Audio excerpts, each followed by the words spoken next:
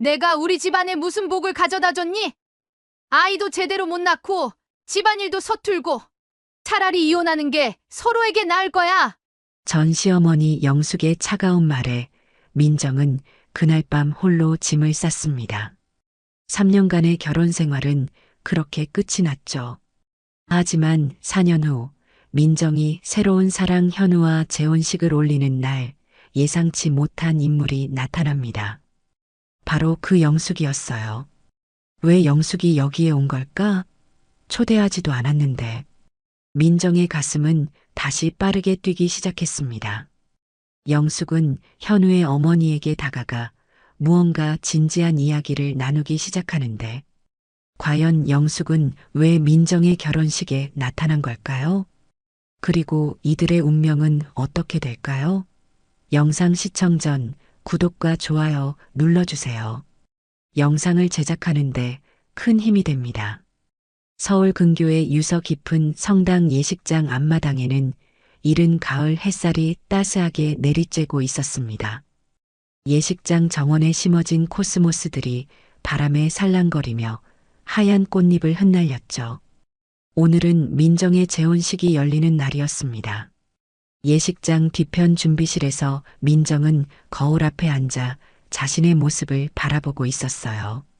하얀 웨딩드레스를 입은 민정의 얼굴에는 긴장감과 함께 묘한 불안감이 스쳐 지나갔습니다.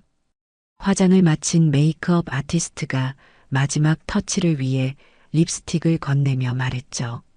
신부님, 정말 아름다우세요. 오늘이 인생에서 가장 행복한 날이 되실 거예요.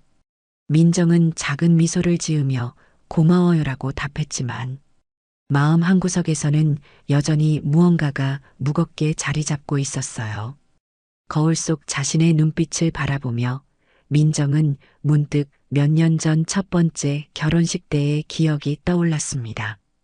그때도 이렇게 하얀 드레스를 입고 거울 앞에 서 있었죠. 하지만 그날은 지금과는 전혀 다른 감정이었어요. 설렘보다는 두려움이 더 컸고 행복보다는 불안감이 더 컸었습니다. 결국 그 결혼은 3년 만에 파탄이 났고 민정은 깊은 상처를 안은 채 홀로 서야 했었죠. 메이크업 아티스트가 방을 나가자 민정은 혼자 남겨진 준비실에서 깊은 숨을 내쉬었습니다. 화장대 서랍을 열어보니 그 안에 작은 보석함이 놓여 있었어요. 보석함을 열자 오래된 은반지 하나가 들어 있었습니다. 이 반지는 민정이 이혼 후 가장 힘들었던 시절에 친구가 건네준 것이었죠. 당시 친구는 이렇게 말했었습니다. 민정아, 이 반지는 내 할머니께서 주신 거야.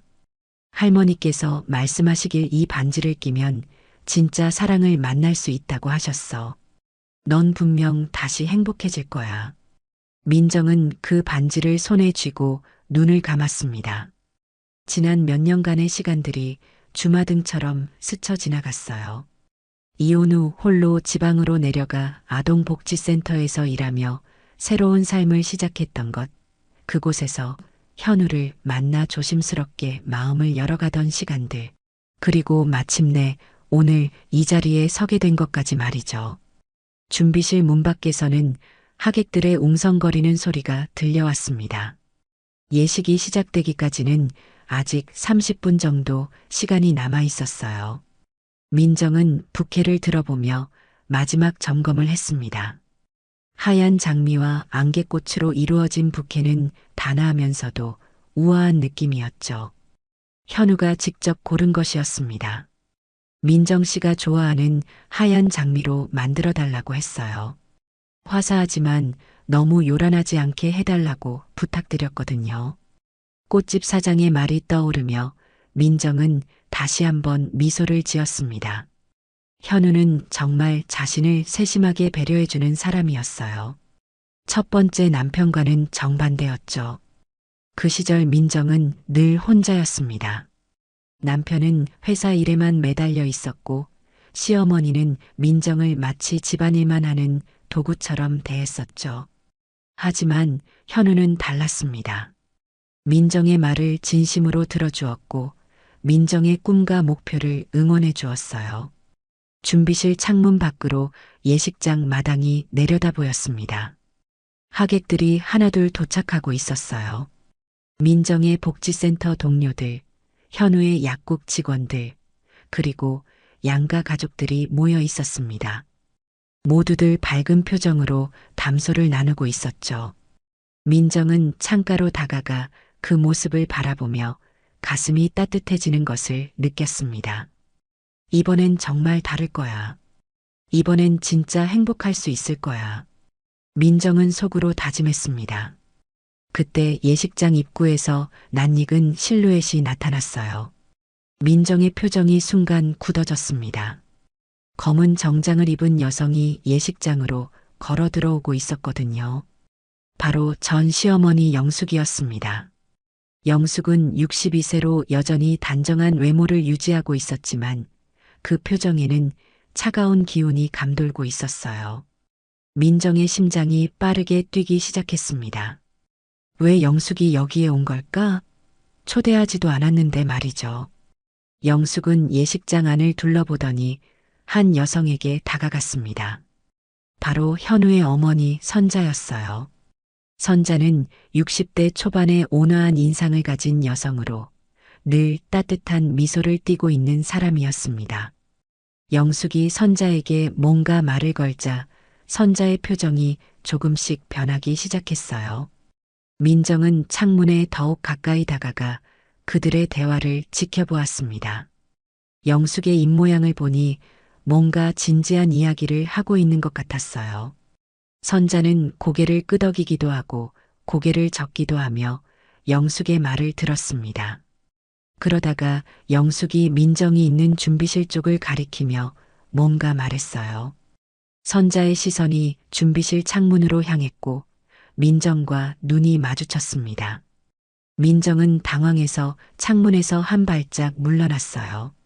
마음이 불안해지기 시작했습니다. 영숙이 무슨 말을 하고 있는 걸까? 설마 과거 일을 들춰내는 건 아니겠죠? 민정은 손에 쥔 은반지를 더욱 꽉 쥐었습니다. 예식장 안에서는 하객들 사이로 작은 술렁임이 일어나고 있었어요. 영숙과 선자의 대화를 본 몇몇 하객들이 수군거리기 시작한 것입니다. 저분이 신부의 전 시어머니래요. 무슨 일로 오신 걸까요? 좋은 일로 오신 건 아닌 것 같은데.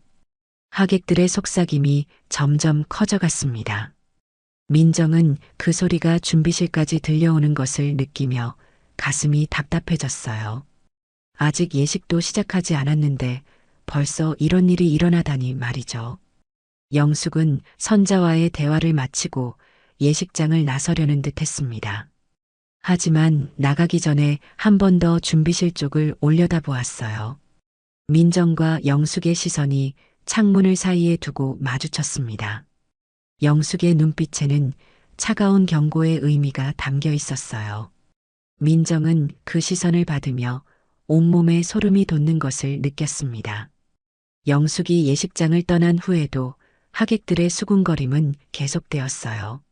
선자는 멍한 표정으로 서 있다가 이내 자리로 돌아갔지만 그 얼굴에는 고민의 그림자가 드리워져 있었습니다. 민정은 부케를 놓을 뻔했어요. 손이 떨리고 있었거든요. 이 순간 민정의 마음속에는 과거의 악몽 같은 기억들이 되살아나기 시작했습니다. 웨딩마치가 울려 퍼지는 예식장 안으로 민정이 천천히 발걸음을 옮겼습니다. 하얀 드레스의 긴 트레인이 대리석 바닥을 스쳐 지나가며 부드러운 소리를 냈어요. 하지만 민정의 표정은 밝지 못했습니다. 영숙이 남기고 간 차가운 시선이 아직도 마음에 무겁게 자리 잡고 있었거든요. 예식장 양쪽에 앉은 하객들이 민정을 바라보며 박수를 쳤지만 민정에게는 그 소리마저 멀게 느껴졌습니다. 발걸음을 옮기는 동안 민정의 뇌리에는 과거의 장면들이 파노라마처럼 스쳐 지나갔어요. 4년 전 남편 준호와의 결혼 생활이 떠올랐습니다. 시댁 안방에서 혼자 설거지를 하고 있던 민정의 모습이 선명하게 기억났어요. 그때 영숙이 부엌으로 들어와 말했었죠. 민정아, 그릇 좀 제대로 닦아. 기름때가 다 남아있잖아. 우리 집안 며느리가 이 정도도 못하면 어떡하니? 민정은 그때마다 죄송합니다. 다시 닦을게요라고 답하며 이미 깨끗한 그릇을 또다시 닦곤 했었습니다. 영숙의 잔소리는 하루도 빠짐없이 계속되었어요. 민정의 요리 솜씨부터 시작해서 집안 청소, 심지어 민정이 입는 옷차림까지도 트집을 잡았습니다. 너무 화려하다, 너무 수수하다, 며느리답지 않다는 말들을 매일 들어야 했죠. 그런 날들이 1년 넘게 계속되자 민정은 점점 자신감을 잃어갔습니다. 예식장 중앙 통로를 걷는 민정의 걸음이 잠시 흔들렸어요. 과거의 기억이 너무나 생생해서 현재와 구분이 안 될 정도였거든요. 특히 임신 소식을 전했을 때의 일은 지금도 생각하면 가슴이 아팠습니다. 민정이 산부인과에서 돌아와 준호에게 말했었어요. 여보, 우리 아기가 생겼어요. 하지만 준호의 반응은 차갑기만 했습니다. 정말이야? 그런데 지금 회사에서 큰 프로젝트 진행 중이라 정신이 없어. 나중에 얘기하자. 준호는 그 말을 마치고 곧바로 노트북을 열어 일을 시작했었죠. 민정은 그때 얼마나 외로웠는지 몰라요. 생명의 소식을 전하는데 남편이 보여준 반응이 그게 전부였으니까요. 예식장 하객들 중 몇몇이 민정을 힐끗힐끗 쳐다보고 있었습니다. 아까 영숙이 선자에게 한 말이 벌써 소문이 난 모양이었어요. 저 신부가 전에 이혼한 적이 있대요. 전 시어머니가 직접 와서 경고했다면서요? 무슨 문제가 있었던 게 아닐까요? 하객들의 속삭임이 민정의 귓가에 들려왔습니다. 민정은 고개를 들고 정면을 바라보며 걸었지만 마음 한구석이 무너져 내리는 것 같았어요. 과거 임신 3개월 때의 일이 또다시 떠올랐습니다. 민정은 입덧이 심해서 며칠 동안 제대로 식사를 하지 못했었어요. 그런데 영숙은 그런 민정에게 오히려 핀잔을 주었습니다. 임신했다고 해서 집안일을 소홀히 하면 안 돼. 우리 할머니 때는 임신해도 농사일 다 하셨어. 요즘 애들은 너무 나약해. 민정은 그 말을 들으며 화장실에서 혼자 울었었죠. 뱃속의 아이에게 미안하다는 생각뿐이었습니다. 예식장 제단 앞에 서 있는 현우가 민정을 바라보며 따뜻한 미소를 지었어요. 그 미소를 보는 순간 민정의 마음이 조금 진정되었습니다. 현우는 민정의 과거를 모두 알고 있었거든요. 민정이 겪었던 아픈 시간들, 우울증으로 고생했던 일들, 그 모든 것을 이해하고 받아들여준 사람이었습니다. 하지만 과거의 상처는 쉽게 아물지 않았어요. 민정이 유산한 날의 기억이 다시 떠올랐거든요. 임신 5개월째 되던 날, 민정은 갑작스런 하혈로 응급실에 실려갔습니다. 의사는 과로와 스트레스가 원인이라고 했어요. 하지만 영숙은 병원에서도 민정을 탓했습니다. 몸 관리를 제대로 못한 내 탓이야. 우리 집안 첫 손자를 이렇게 만들어 놓고. 준호는 그런 어머니의 말에 아무 반박도 하지 않았어요. 오히려 민정에게 이렇게 말했습니다. 엄마 마음도 이해해줘. 첫 손자였으니까 실망이 클 거야. 민정은 그때 정말 절망했습니다. 자신이 잃은 것은 단순한 손자가 아니라 소중한 생명이었는데 아무도 민정의 아픔을 이해해주지 않았어요. 예식장 통로 끝에 다다른 민정은 현우 옆에 섰습니다. 현우가 작은 목소리로 속삭였어요. 괜찮아요, 민정 씨. 모든 게 잘 될 거예요. 민정은 고개를 끄덕였지만 여전히 마음이 불안했습니다. 핸드백 안에 있는 옛 결혼식 사진이 자꾸 신경 쓰였거든요. 그 사진은 민정이 준호와 결혼했을 때 찍은 것이었어요. 사진 속 민정은 순수하고 행복해 보였습니다. 하지만 그 행복은 오래가지 못했죠. 결혼 후 1년이 지나면서 민정은 점점 웃음을 잃어갔어요. 영숙의 끊임없는 간섭과 준호의 무관심 때문이었습니다. 목사님이 예식을 시작한다고 알렸어요. 하지만 민정의 머릿속에는 여전히 과거의 기억들이 맴돌고 있었습니다. 특히 이혼하기 직전 영숙이 한 말이 생생했어요. 내가 우리 집안에 무슨 복을 가져다 줬니? 아이도 제대로 못 낳고 집안일도 서툴고 차라리 이혼하는 게 서로에게 나을 거야. 그 말을 들은 민정은 그날 밤 홀로 짐을 쌌습니다. 더 이상 견딜 수 없었거든요. 준호는 민정이 짐을 싸는 것을 보고서야 뒤늦게 말렸지만 이미 민정의 마음은 떠난 후였어요. 예식장 하객석에서 또 다른 속삭임이 들려왔습니다. 그런데 저 신부 표정이 왜 저래요? 결혼식인데 전혀 행복해 보이지 않네요. 정말 문제가 있는 건 아닐까요? 민정은 그 말을 들으며 주먹을 꽉 쥐었어요. 핸드백 속 사진을 만지작거리다가 잠깐 꺼내볼까 하는 생각이 들었습니다. 하지만 이내 다시 집어넣었어요. 과거는 과거일 뿐이니까요. 현우가 민정의 손을 살짝 잡으며 힘을 주었습니다. 민정은 그제서야 현재로 돌아올 수 있었어요. 과거의 상처는 아직 아물지 않았지만 이제 새로운 시작을 해야 할 때였습니다. 목사님의 축도가 끝나고 예식이 마무리되자 민정과 현우는 하객들과 인사를 나누었습니다.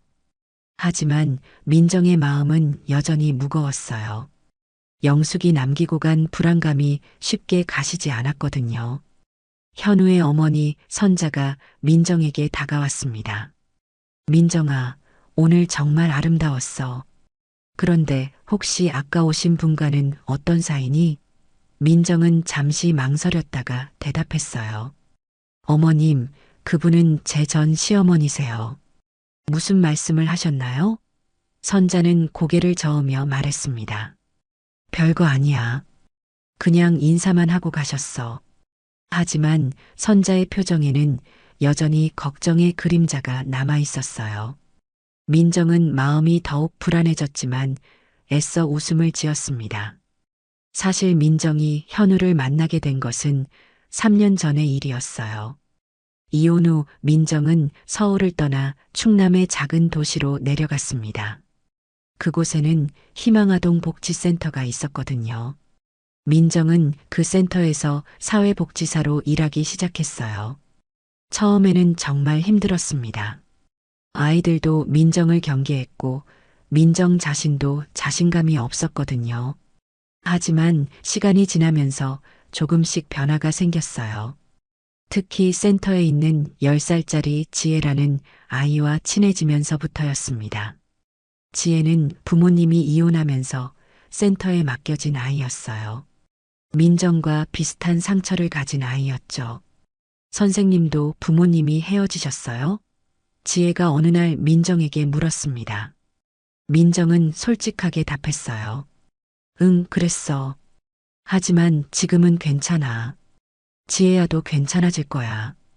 그날부터 지혜와 민정 사이에는 특별한 유대감이 생겼습니다. 민정은 지혜와 함께 운동장에서 축구를 하고 함께 책을 읽었어요. 지혜뿐만 아니라 다른 아이들도 점점 민정에게 마음을 열기 시작했습니다. 민정 선생님, 오늘 체육 시간에 뭐 할까요? 아이들이 민정 주위로 모여들며 물었어요. 민정은 웃으며 답했습니다. 오늘은 날씨가 좋으니까 밖에서 단체 줄넘기 해볼까? 아이들은 신이 나서 운동장으로 뛰어나갔어요. 민정도 아이들과 함께 뛰어다니며 웃었습니다. 언제부터인가 민정의 얼굴에는 다시 밝은 웃음이 돌아오고 있었어요. 저녁에는 대학원에서 사회복지학을 공부했습니다. 민정은 정말 열심히 공부했어요. 아이들을 더 잘 도와주고 싶었거든요. 도서관에서 늦은 시간까지 책을 읽고 레포트를 썼습니다. 힘들었지만 보람이 있었어요. 그러던 어느 날 센터 근처 약국에서 현우를 만났습니다. 민정이 감기약을 사러 갔을 때였어요. 혹시 복지센터에서 일하시는 분이세요? 현우가 먼저 말을 걸었습니다. 네, 맞아요. 어떻게 아셨나요? 민정이 놀라며 물었죠.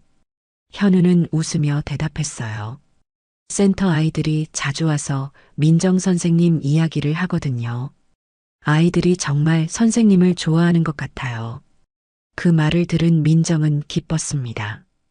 아이들이 자신을 그렇게 생각하고 있다니 말이에요. 현우는 30대 중반의 온화한 인상을 가진 남성이었어요. 약국을 운영하면서도 지역사회 봉사활동에 관심이 많았습니다. 며칠 후 현우가 복지센터를 찾아왔어요. 약국 수익의 일부를 센터에 기부하고 싶다고 했습니다. 아이들을 위한 간식비나 교재비로 써달라고 말이에요. 센터장님이 정말 고맙다며 현우의 손을 잡았어요. 요즘 같은 시기에 이런 마음 써주시는 분이 계시다니 정말 감사합니다. 민정도 옆에서 현우를 바라보며 감동했습니다. 정말 따뜻한 사람이구나 하는 생각이 들었어요. 그 후로 현우는 종종 센터를 찾아왔습니다. 아이들과 함께 게임도 하고 약사답게 건강에 대한 이야기도 해주었어요. 아이들도 현우를 좋아했습니다. 현우 아저씨, 오늘도 오셨네요? 아이들이 반갑게 현우를 맞았어요. 현우는 아이들 한 명 한 명의 이름을 다 기억했고 각자의 특성도 잘 파악하고 있었습니다. 민정은 그런 현우를 보며 점점 마음이 끌렸어요. 어느 날 현우가 민정에게 제안했습니다. 민정 선생님, 시간 되실 때 같이 커피 한 잔 어떠세요? 센터 일에 대해 더 자세히 얘기 듣고 싶어서요. 민정은 조금 망설였어요. 이혼 후 남성과 단둘이 시간을 보내는 것이 두려웠거든요. 하지만 현우의 진심 어린 눈빛을 보며 마음을 열기로 했습니다. 좋아요. 그렇게 민정과 현우는 조심스럽게 가까워지기 시작했어요. 현우는 민정의 과거를 묻지 않았습니다. 대신 현재의 민정을 있는 그대로 받아들여 주었어요. 민정도 점점 현우에게 마음을 열어갔습니다. 몇 달 후 지역신문에 민정의 이야기가 실렸어요. 이혼의 상처를 딛고 아이들을 위해 헌신하는 사회복지사라는 제목이었습니다. 기사에는 민정이 아이들과 함께 웃고 있는 사진도 실렸어요. 센터 아이들도 신문을 보고 신나했습니다. 우와, 민정 선생님이 신문에 나왔어요. 민정 선생님 유명해졌다. 아이들의 순수한 기쁨을 보며 민정도 뿌듯했어요. 하지만 서울에서는 다른 반응이 일고 있었습니다. 영숙이 그 기사를 보게 된 것이에요. 영숙은 불쾌한 표정으로 신문을 오려냈어요. 저 아이가 이런 식으로 자신을 포장하고 있구나. 영숙은 민정을 파혼시키기 위해 과거의 험담들을 수집하기 시작했습니다. 옛 동네 사람들에게 전화를 걸어 민정에 대한 나쁜 이야기가 없는지 물어봤어요. 하지만 사람들의 반응은 예상과 달랐습니다. 민정이요? 그 아이 참 착했는데요. 지금 복지센터에서 일한다면서요? 대단하네요. 영숙은 신문 기사를 다시 한번 꼼꼼히 읽어보며 분노를 삼켰습니다. 민정이 마치 피해자인 것처럼 포장되어 있는 것이 못마땅했어요. 영숙은 핸드폰을 들고 옛 동네 부녀회장에게 전화를 걸었습니다. 여보세요, 김 여사님. 저 영숙이에요. 혹시 민정이에 대해서 아시는 얘기 없으세요? 하지만 김 여사의 대답은 영숙이 원하는 것과 달랐어요. 아, 민정이요? 그 아이 참 효성이 좋았어요. 동네 어르신들 챙기는 것도 남달랐고요. 지금 복지센터에서 일한다니 정말 보람된 일하고 있네요. 영숙은 실망스러운 표정으로 전화를 끊었습니다. 다른 사람들에게도 연락해봤지만 결과는 마찬가지였어요. 모두들 민정을 긍정적으로 기억하고 있었습니다. 영숙은 책상에 앉아 고민에 잠겼어요. 이런 식으로는 민정의 재혼을 막을 수 없을 것 같았거든요. 그때 영숙의 머릿속에 한 가지 아이디어가 떠올랐습니다. 직접 민정의 현재 모습을 확인해 보는 것이었어요. 며칠 후 영숙은 충남의 작은 도시로 향했습니다. 희망아동 복지센터의 주소를 미리 알아뒀거든요. 영숙은 센터 맞은편 카페에 앉아 민정의 모습을 지켜보기로 했어요.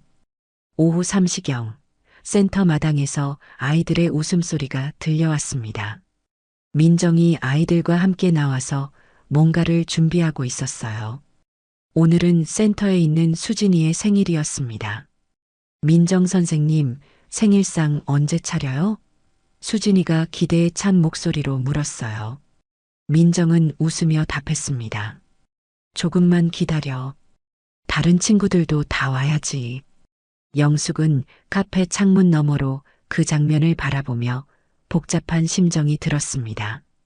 민정이 아이들과 함께 웃고 있는 모습이 예전과는 너무 달랐거든요. 시댁에 있을 때의 민정은 늘 조심스러워했고 웃음도 많지 않았어요. 하지만 지금의 민정은 자연스럽고 밝아 보였습니다. 아이들이 민정 주위로 모여들며 생일 준비를 도왔어요. 케이크를 나르고 의자를 정리하고 풍선을 불었습니다. 민정은 아이들 한 명 한 명에게 따뜻한 말을 건넸어요. 지훈아, 풍선 예쁘게 묶었네. 민지야, 테이블 정리 고마워. 아이들은 민정의 칭찬에 더욱 신이 나서 움직였습니다. 영숙은 그 모습을 보며 잠시 주춤했어요. 민정이 정말 아이들을 사랑하고 있다는 것이 느껴졌거든요. 하지만 영숙은 곧 고개를 저었습니다. 아이들 앞에서만 착한 척하는 것일 수도 있어. 영숙은 속으로 생각했어요. 생일 파티가 시작되자 아이들은 수진이를 위해 생일 축하 노래를 불렀습니다. 민정도 함께 박수를 치며 노래를 불렀어요.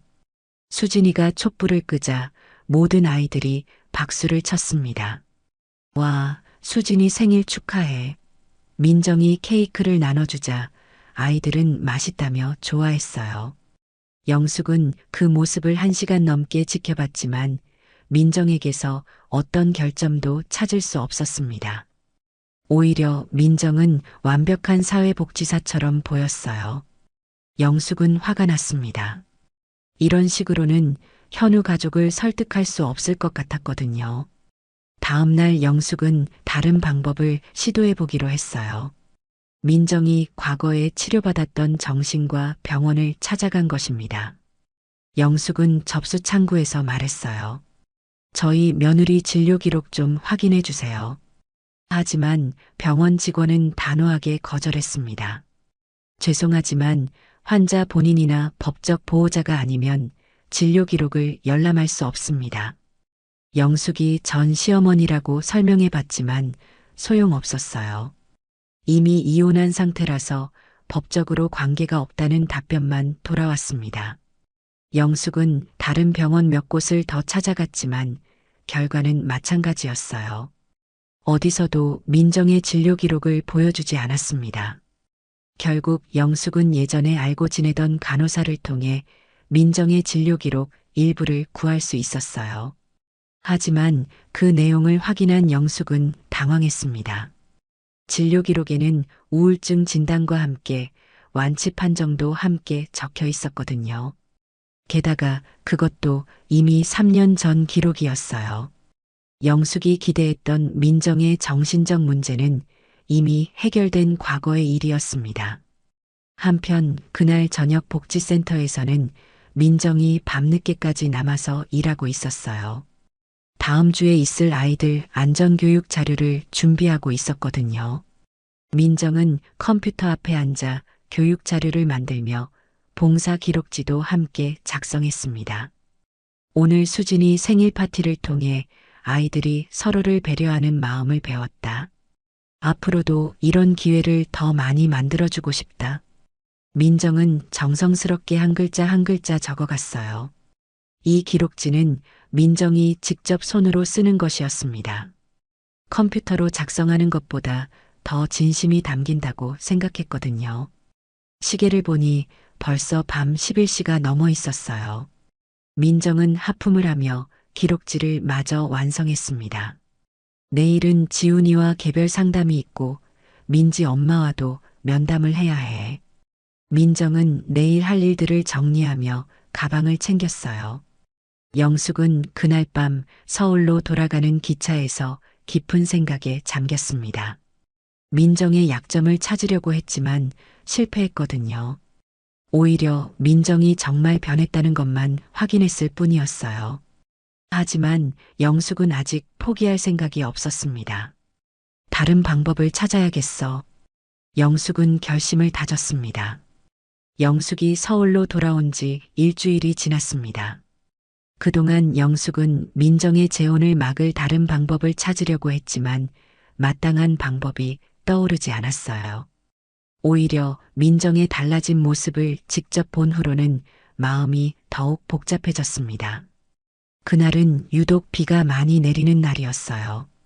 영숙은 우산을 들고 동네 시장으로 장을 보러 나갔습니다.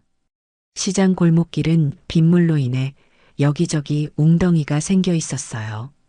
영숙은 조심스럽게 발걸음을 옮기며 야채 가게로 향했습니다. 아주머니, 시금치 한 단 주세요. 영숙이 야채 가게 주인에게 말했어요. 네, 시금치 신선한 걸로 골라드릴게요. 가게 주인이 웃으며 시금치를 포장해 주었습니다. 영숙은 시금치와 다른 야채들을 사서 비닐봉지에 담았어요. 이제 집으로 돌아갈 시간이었습니다. 시장에서 나오려면 가파른 계단을 내려가야 했어요. 평소에는 별로 어렵지 않은 계단이었지만 비가 와서 미끄러웠습니다. 영숙은 우산을 한 손에 들고 다른 손에는 장바구니를 들었어요. 계단 중간쯤 내려왔을 때 영숙의 발이 미끄러졌습니다. 아이고, 영숙은 짧은 비명을 지르며 계단에 넘어졌어요. 장바구니 안에 야채들이 사방으로 흩어졌습니다. 영숙은 엉덩이와 허리에 심한 통증을 느꼈어요. 일어나려고 했지만 다리에 힘이 들어가지 않았습니다. 주변을 지나가던 사람들이 영숙이 넘어진 것을 봤지만 대부분 그냥 지나쳤어요. 혹시 괜찮으세요? 한 젊은 남성이 다가와 물어봤지만 영숙이 괜찮다고 손사래를 치자 그냥 가버렸습니다. 비는 점점 더 세게 내렸고 영숙은 젖은 계단에 그대로 주저앉아 있었어요. 통증 때문에 움직일 수가 없었거든요. 그때 익숙한 목소리가 들려왔습니다. 어머니, 어머니 맞으시죠? 영숙이 고개를 들어보니 민정이 우산을 들고 달려오고 있었어요. 민정은 그날 시장에서 센터 아이들을 위한 간식을 사러 왔다가 우연히 영숙을 발견한 것이었습니다. 어머님 괜찮으세요? 어디 다치신 건 아니에요? 민정이 영숙 옆에 무릎을 꿇고 걱정스럽게 물었어요. 영숙은 당황스러웠습니다. 자신을 괴롭히려던 전 며느리가 이렇게 도와주러 온 것이 믿기지 않았거든요. 괜찮아. 나는 괜찮으니까 그냥 가. 영숙이 퉁명스럽게 말했지만 민정은 물러서지 않았어요. 어머님, 지금 일어날 수 있으세요? 다리에 힘이 들어가시나요? 민정이 세심하게 영숙의 상태를 살폈습니다. 영숙은 일어나려고 했지만 허리와 다리에 찌릿한 통증이 올라왔어요. 아이고 아파. 영숙이 신음을 내뱉자 민정은 즉시 핸드폰을 꺼냈습니다. 119에 신고할게요. 지금 병원에 가셔야 할 것 같아요. 하지만 영숙은 손사래를 쳤어요. 안 돼. 119는 안 불러도 돼. 집에서 쉬면 나아질 거야. 민정은 고개를 저었습니다. 어머님, 혹시 골절이 있을 수도 있어요. 검사 받으셔야 해요. 민정은 119에 전화를 걸었어요. 여보세요, 119죠? 시장 골목 계단에서 노인분이 넘어지셨는데 혼자 일어나지 못하세요. 네, 충남 천안시 동남구 신부동 중앙시장입니다. 민정은 정확한 주소와 상황을 설명했습니다. 구급차가 오는 동안 민정은 자신의 우산으로 영숙을 비를 막아주었어요. 또한 흩어진 야채들을 하나하나 주워서 봉지에 담았습니다. 어머님, 조금만 참으세요. 구급차 곧 올 거예요. 영숙은 민정의 배려에 말문이 막혔어요. 자신이 그렇게 괴롭혔던 사람이 이렇게 자신을 돌봐주고 있다니 말이에요. 10분 후 구급차가 도착했습니다. 구급대원들이 영숙을 들것에 옮겼어요. 민정은 구급차에 함께 탔습니다. 보호자세요? 구급대원이 물었어요. 민정은 잠시 망설였다가 답했습니다. 네, 가족입니다. 병원에 도착하니 응급실 의사가 영숙을 진찰했어요. 고관절 부분에 골절이 있는 것 같습니다. 정확한 진단을 위해 엑스레이를 찍어보겠습니다. 의사의 설명을 들은 민정은 걱정이 되었어요. 검사 결과 영숙은 고관절 골절과 함께 몸 곳곳에 타박상을 입었다는 진단을 받았습니다. 입원 치료가 필요하다고 했어요. 영숙은 병실에 입원하게 되었고 민정은 입원 수속을 도와주었습니다. 어머님, 제가 입원비 먼저 결제해 드릴게요. 나중에 보험 처리되면 정산하시면 되니까요. 영숙은 그런 민정을 바라보며 복잡한 심경이었어요. 고마워, 민정아. 하지만 너까지 이렇게 신경 쓸 필요는 없어. 영숙이 말했지만 민정은 웃으며 답했습니다. 괜찮아요, 어머님. 당연한 일이에요. 그날 밤부터 민정은 복지센터 일을 마치고 매일 병원을 찾았어요. 영숙에게 저녁 식사를 사다 주고 옷도 갈아입혀 드렸습니다. 병실 간호사들은 처음에 민정을 영숙의 친딸로 생각했어요. 그런데 며칠 후 다른 환자로부터 진실을 알게 되었습니다. 저분이 전 며느리래요. 이혼한 며느리인데 저렇게 정성껏 돌봐주다니. 그 말을 들은 간호사들은 더욱 놀랐어요. 하지만 영숙이 과거에 민정을 어떻게 대했는지도 함께 알게 되었습니다. 그랬구나. 그러면 저 어르신이 며느리를 괴롭혔던 분이네. 간호사들의 영숙을 보는 시선이 차갑게 변했어요. 반면 민정에게는 더욱 따뜻하게 대했습니다. 정말 대단하세요. 보통 사람은 못할 일이에요. 간호사가 민정에게 감탄하며 말했어요. 민정은 그저 웃으며 답했습니다. 가족이니까요. 어느 날 저녁 민정은 병실 탁자 위에 작은 쪽지를 남겼어요. 직접 정성스럽게 쓴 편지였습니다. 어머님, 어떤 말들을 하셨던 저는 한때 어머니의 며느리였습니다. 지금도 그 마음은 변하지 않았어요. 편히 쉬시고 빨리 나으세요. 민정드림. 영숙은 그 편지를 읽으며 눈시울이 뜨거워졌어요. 영숙이 병원에서 퇴원한 것은 2주가 지난 후였습니다. 고관절 골절은 완전히 나았지만 아직 걸을 때 조금씩 불편함이 남아 있었어요. 민정은 퇴원하는 날까지 영숙을 돌봐주었습니다. 어머님, 집에 가셔서도 무리하지 마세요. 아직 완전히 나으신 건 아니니까요. 민정이 영숙의 손을 잡으며 당부했어요. 영숙은 고개를 끄덕였지만 마음이 복잡했습니다. 자신을 이렇게까지 돌봐준 민정에게 고마우면서도 미안한 마음이 들었거든요. 집으로 돌아온 영숙은 오랜만에 혼자만의 시간을 가졌어요. 병원에서는 늘 다른 사람들이 있었지만 집에서는 정말 조용했습니다. 영숙은 소파에 앉아 지난 2주간을 되돌아봤어요. 민정이 매일같이 병원을 찾아와 자신을 돌봐주던 모습들이 떠올랐습니다. 저녁마다 따뜻한 죽을 가져와 주고 병실을 깨끗하게 정리해주고 심지어 발까지 씻겨주었어요. 영숙은 그때마다 민정에게 그럴 필요 없다고 말했지만 민정은 웃으며 당연한 일이라고 답했었습니다. 영숙은 거실을 둘러보다가 TV 옆 서랍을 열어봤어요.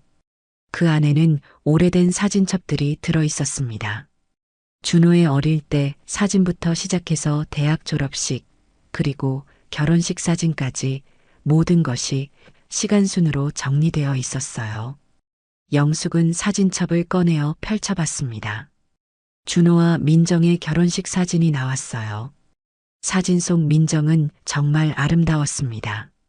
하얀 웨딩드레스를 입고 환하게 웃고 있었거든요. 그 웃음은 진심에서 우러나오는 것 같았어요. 희망과 기대로 가득 찬 표정이었습니다. 영숙은 그 사진을 오랫동안 바라봤어요. 사진 속 민정의 눈에는 새로운 가족에 대한 설렘과 사랑이 가득했습니다. 정말 순수한 모습이었어요. 그런데 영숙은 문득 깨달았습니다. 자신이 이 아름다운 웃음을 서서히 지워버린 사람이라는 것을 말이에요. 결혼 초기에 민정은 정말 열심히 영숙에게 잘해주려고 했었어요. 시어머니라고 부르며 존경의 마음을 표현했고 영숙이 좋아할 만한 음식도 배워서 만들어 주었습니다. 하지만 영숙은 그런 민정의 노력을 인정해주지 않았어요. 오히려 더 까다롭게 굴었습니다. 음식 맛이 부족하다. 집 청소가 완벽하지 않다. 옷차림이 며느리답지 않다며 계속 지적했었거든요.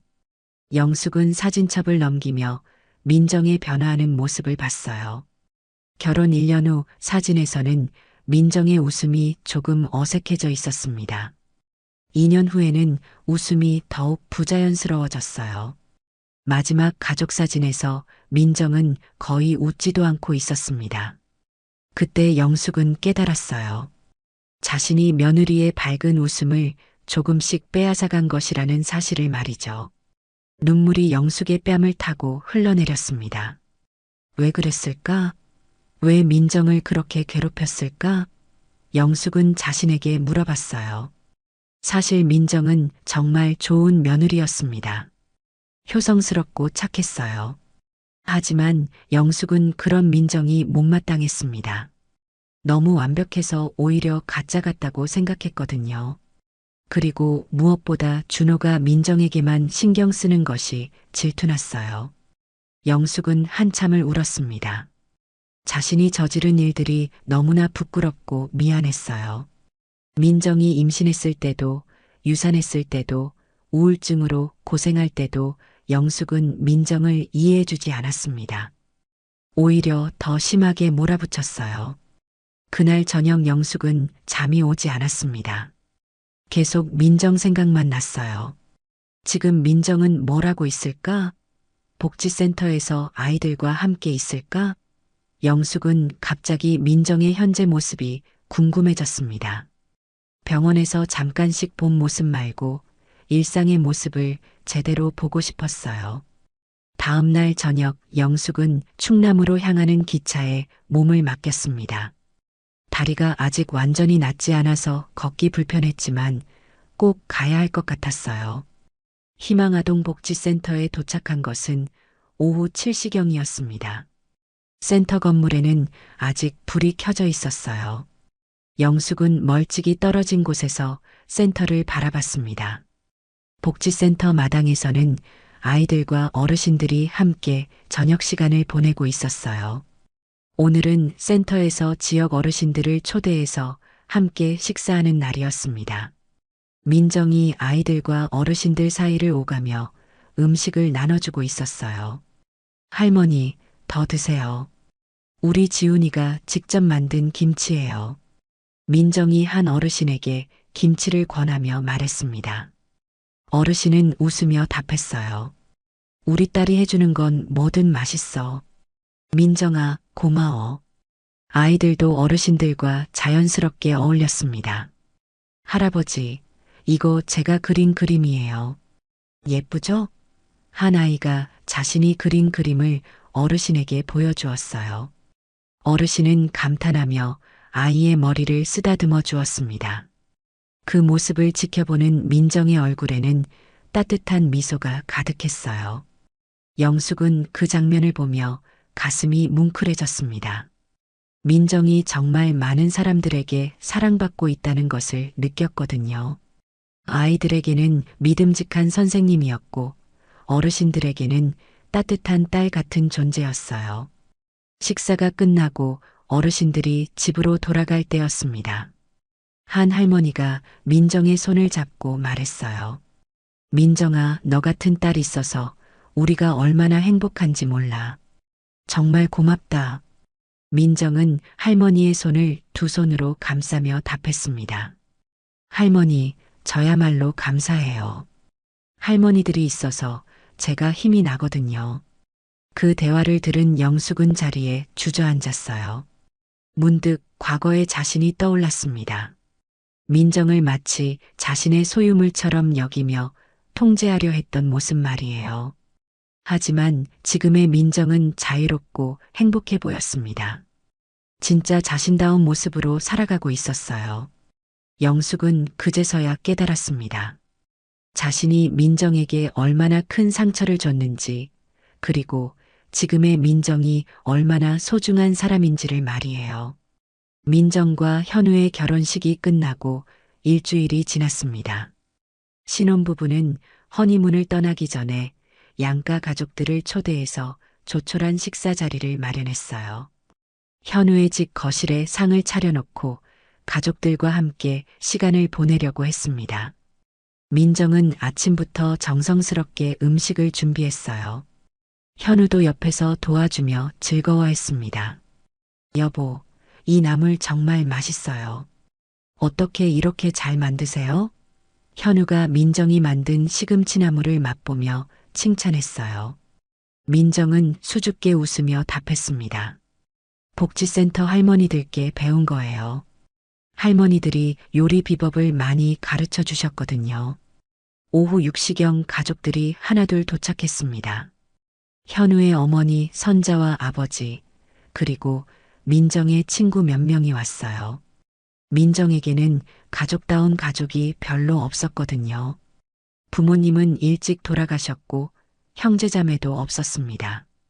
대신 복지센터에서 함께 일하는 동료들과 오랫동안 알고 지낸 친구들이 가족 같은 존재였어요. 모두들 둘러앉아 담소를 나누며 즐거운 시간을 보냈습니다. 민정 언니 정말 예뻐졌어요. 행복해 보여요. 민정의 친구 수진이 웃으며 말했어요. 현우 씨도 정말 좋은 분 같아요. 민정을 이렇게 웃게 해주시는 걸 보니까 안심이에요. 현우의 아버지도 민정을 따뜻하게 맞아주었습니다. 민정이가 우리 집에 와줘서 정말 고마워요. 현우가 요즘 얼마나 밝아졌는지 몰라요. 민정은 그런 말들을 들으며 마음이 따뜻해졌어요. 이렇게 자신을 진심으로 환영해주는 가족이 있다는 것이 감사했습니다. 식사가 한창 진행되고 있을 때였어요. 현관문에서 초인종 소리가 들렸습니다. 누가 올까요? 현우가 궁금해하며 문을 열었어요. 문 밖에는 영숙이 서 있었습니다. 검은 정장을 입고 작은 꽃다발을 들고 있었어요. 현우는 당황했습니다. 어르신 누구세요? 민정이 현관으로 나와 영숙을 보고는 깜짝 놀랐어요. 어머님, 어떻게 여기에? 영숙은 조용히 말했습니다. 인사드리러 왔어요. 들어가도 될까요? 민정은 망설였지만 거절할 수 없었어요. 들어오세요. 영숙이 거실로 들어오자 분위기가 갑자기 조용해졌습니다. 모든 사람들이 영숙을 바라봤어요. 현우의 어머니 선자가 영숙을 보는 순간 얼굴이 굳어졌습니다. 두 사람 사이에는 묘한 긴장감이 흘렀어요. 영숙은 선자 앞에 조용히 앉았습니다. 오랜만이네요, 선자 씨. 영숙이 낮은 목소리로 말했어요. 선자는 차갑게 답했습니다. 정말 오랜만이에요, 영숙 씨. 그런데 오늘 왜 오신 거죠? 두 사람의 대화를 듣던 다른 사람들은 무슨 사이인지 궁금해했습니다. 하지만 뭔가 복잡한 사연이 있는 것 같아서 아무도 묻지 못했어요. 사실 선자와 영숙은 오래전부터 알고 지내는 사이였습니다. 선자는 30년 전 영숙의 큰아들과 약혼했었거든요.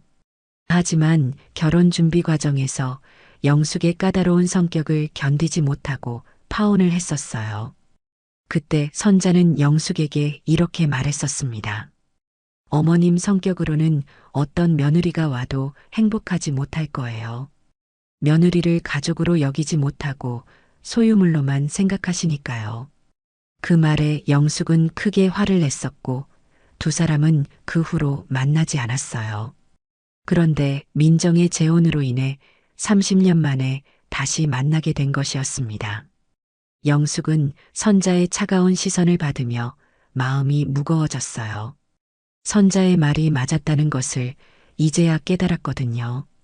정말로 자신은 며느리를 가족이 아닌 소유물로 여겼었습니다. 민정에게도 그리고 선자에게도 똑같이 말이에요.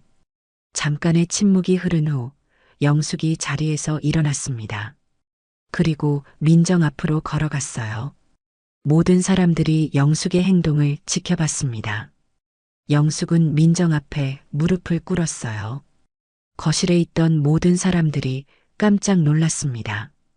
민정아, 정말 미안해. 영숙의 목소리가 떨렸어요. 내가 너에게 했던 모든 말들, 모든 행동들을 사과할게. 너는 정말 좋은 아이였는데 내가 너무 못됐어. 영숙의 눈에서 눈물이 흘러내렸습니다. 너는 우리 가족이 되려고 정말 열심히 노력했는데 나는 그걸 알아주지 못했어. 오히려 더 괴롭게만 했지.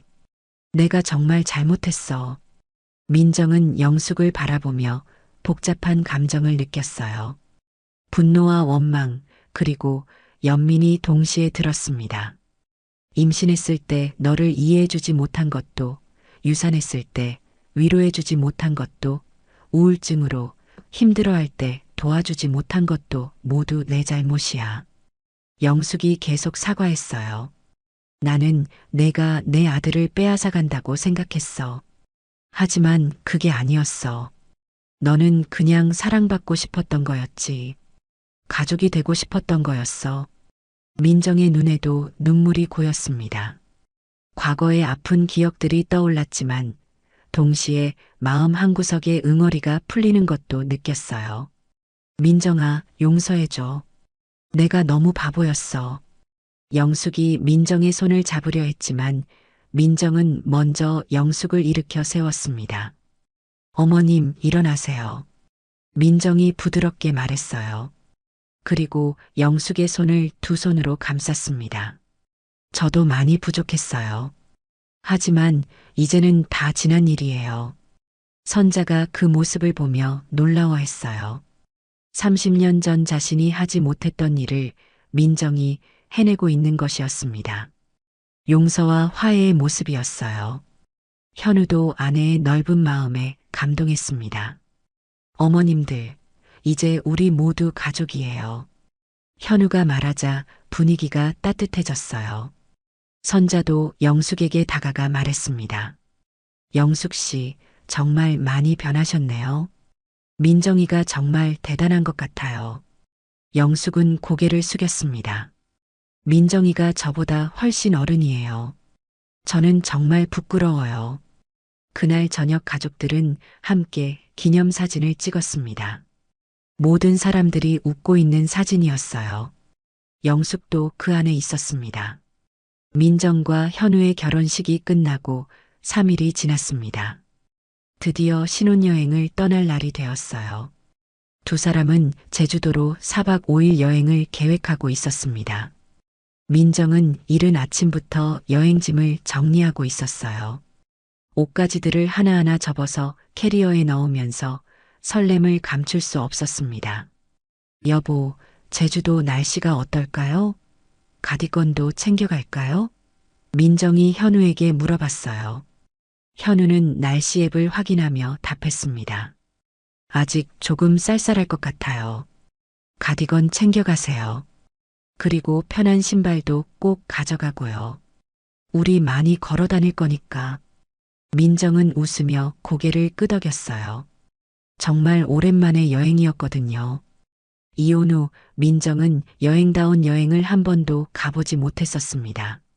복지센터 일에만 매달려 있었고 혼자 어디 멀리 떠날 엄두도 내지 못했어요. 하지만 이제는 달랐습니다. 사랑하는 사람과 함께 떠나는 여행이었어요. 민정은 옷장에서 웨딩드레스를 꺼냈습니다. 결혼식 때 입었던 그 아름다운 드레스였어요. 드레스를 보니 결혼식 당일의 기억들이 떠올랐습니다. 처음에는 영숙 때문에 불안했지만 결국 모든 것이 좋게 마무리되었어요. 민정은 드레스를 정성스럽게 전용 케이스에 넣었습니다. 이 드레스는 평생 간직하고 싶었거든요. 단순히 예쁜 옷이 아니라 새로운 시작을 의미하는 옷이었으니까요. 드레스를 넣으면서 민정은 미소를 지었어요. 정말 행복한 결혼식이었다는 생각이 들었습니다. 여보, 짐 다 챙겼어요. 이제 공항으로 가볼까요? 민정이 현우에게 말했어요. 공항까지는 차로 1시간 정도 걸렸습니다. 두 사람은 설렘 반 걱정 반으로 집을 나섰어요. 비행기 타는 것도 민정에게는 오랜만이었거든요. 공항에 도착하니 많은 사람들로 붐비고 있었어요. 체크인을 마치고 출국 수속을 밟는 동안 민정은 계속 주변을 둘러봤습니다. 혹시 영숙이 나타나지는 않을까 하는 생각 때문이었어요. 며칠 전 집에서 있었던 일 이후로 영숙과는 연락을 하지 않았거든요. 영숙이 진심으로 사과했고 민정도 용서했지만 아직은 조금 어색한 상황이었어요. 출국 게이트 앞에 도착했을 때였습니다. 민정이 게이트 너머를 바라보니 영숙이 서 있었어요. 검은 코트를 입고 조용히 서서 이쪽을 바라보고 있었습니다. 어머님이 오셨네요. 민정이 현우에게 작은 목소리로 말했어요. 현우도 영숙을 보고 놀랐습니다. 어머님께 인사드리러 가볼까요? 하지만 민정은 고개를 저었어요. 아니에요. 저기서 지켜봐 주시는 것만으로도 고마워요. 민정은 영숙과 눈을 마주쳤습니다. 영숙의 눈빛에는 미안함과 함께 진심 어린 축복의 마음이 담겨 있었어요. 민정도 영숙을 향해 작게 고개를 숙여 인사했습니다. 영숙은 그런 민정을 보며 가슴이 뭉클했어요. 며칠 전 집에서 무릎을 꿇고 사과했을 때 민정이 보여준 넓은 마음이 아직도 고마웠거든요.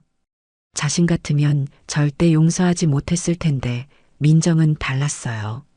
정말 어른스럽고 따뜻한 사람이었습니다. 탑승 안내 방송이 나왔어요. 제주항공 KJ501편 제주도행 항공편 탑승을 시작합니다. 1등급 승객과 어린이 동반 승객부터 먼저 탑승해 주세요. 민정과 현우는 탑승권을 준비했습니다. 이제 정말 떠날 시간이 되었어요. 민정은 다시 한번 영숙을 바라봤습니다. 영숙이 손을 흔들고 있었어요. 작지만 분명한 손짓이었습니다. 민정도 영숙을 향해 손을 흔들었어요. 이번에는 밝게 웃으면서 말이에요. 그 순간 두 사람 사이에 오래된 앙금이 조금 더 녹아내리는 것 같았습니다. 현우도 영숙을 향해 정중히 인사했어요. 영숙은 현우에게도 고개를 끄덕여 답례했습니다. 현우는 좋은 사람이라는 것을 영숙도 알 수 있었거든요. 민정을 진심으로 사랑하고 소중히 여기는 사람이었어요. 일반 승객 탑승이 시작되었습니다. 민정과 현우는 게이트를 통과했어요. 뒤돌아보니 영숙이 여전히 서서 손을 흔들고 있었습니다. 민정은 마지막으로 한 번 더 손을 흔들고 비행기로 향했어요. 비행기에 탑승한 민정은 창가 자리에 앉았습니다. 현우가 옆자리에 앉으며 민정의 손을 잡았어요. 기분 어때요? 설레요? 현우가 물었습니다. 민정은 웃으며 답했어요. 네, 정말 설레요. 오랜만에 여행이라서 더욱 기대돼요. 비행기가 이륙 준비를 하는 동안 민정은 가방 속 은반지를 만져봤어요. 친구가 준 그 작은 반지는 여전히 민정의 곁에 있었습니다. 이 반지와 함께 힘든 시간을 견뎠고 새로운 사랑도 만났어요. 그리고 이제는 진짜 행복을 찾았습니다. 반지가 공항의 불빛에 반짝이며 빛났어요. 비행기가 천천히 활주로를 굴러가기 시작했습니다. 민정은 창밖을 바라보며 지나온 시간들을 생각했어요. 첫 번째 결혼의 실패, 이혼 후의 절망, 복지센터에서의 새로운 시작, 현우와의 만남, 그리고 영숙과의 화해까지 말이에요. 모든 것이 쉽지 않았지만 결국 여기까지 올 수 있었습니다. 과거의 상처는 완전히 사라지지 않았어요. 가끔씩 아픈 기억들이 떠오를 때도 있을 거예요. 하지만 이제 민정에게는 그 상처를 어루만져 줄 사람이 있었습니다. 현우가 있었고, 복지센터 아이들이 있었고, 진심으로 사과한 영숙도 있었어요. 비행기가 하늘로 떠올랐습니다. 창밖으로 점점 작아지는 도시의 불빛들이 보였어요. 민정은 현우의 손을 꽉 잡으며 미래를 향해 날아가는 기분을 느꼈습니다. 제주도에서는 어떤 추억을 만들까요? 민정이 현우에게 물었어요. 현우는 따뜻한 미소를 지으며 답했습니다. 우리 둘만의 특별한 추억을 많이 만들어요. 그리고 돌아와서는 복지센터 아이들에게도 선물을 사가고요. 민정은 행복한 웃음을 지었습니다. 정말로 새로운 인생이 시작된 것 같았어요. 과거의 아픔은 이제 민정을 더욱 강하게 만들어주는 경험이 되었고, 미래에 대한 희망으로 바뀌어가고 있었습니다. 은반지는 여전히 민정의 가방 속에서 반짝이며 빛나고 있었어요. 오늘 이야기가 좋으셨다면 구독과 댓글, 알람 설정 잊지 마시고 소중한 댓글 하나가 정말 큰 힘이 됩니다. 시청해 주셔서 진심으로 감사드립니다.